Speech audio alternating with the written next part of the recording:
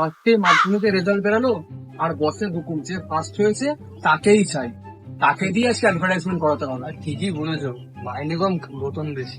কি বলবো, আরে যেই ছেলেটা ফার্স্ট হলো মাধ্যমিকে, ছেলেটার নামটা কি জানো? আরে ঘন্টু কুমার ঘনশ্যাম তো।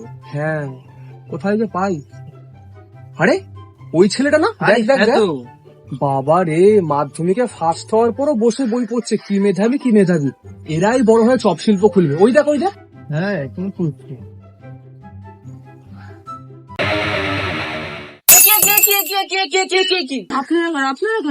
আমরা আমরা পিছিয়ে থাকি, পিছিয়ে রাখি। তাতে আমার কি? তোমার, আরে তুমি মাধ্যমিকে ফার্স্ট হয়েছো না, তুমি তো ট্রেন্ডিং টুম্পা।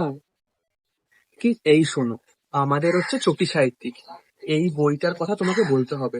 তোমায় বলতে হবে, তোমায় বলতে হবে এই চটি সাহিত্যিকের। দেখুন আমি এসব পারবো না। আরে ধর, 50,000 নগদ পাবি, তার সাথে রাশিয়ানের ব্যবস্থাও করে দেবো। তোমায় শুধু বলতে হবে তোমার সাফল্যের পেছনে এই চটির অবদান অনস্বীকার্য। আচ্ছা ঠিক আছে। 2,000 years later. তা বাবা ঘন্টু কুমার, তুমি বুঝতে পেরেছো? এই যে বইটা আছে, এটা তোমার তুমি প্রমোশন করবে, পারবে তো? আমি ঘন্টু কুমার ধনেশ্বর, আমি মাধ্যমিকে প্রথম হয়েছি, তার সাফল্যের পেছনে এই চটি সাহিত্যিকের অবদান সত্যি অনস্বীকার্য। তো আপনিও যদি আপনার ছেলেকে চান মাধ্যমিকে প্রথম করাতে, এই বইটি জলদি যোগাযোগ করে নিয়ে নিন ও ইয়া প্রোডাকশন থেকে।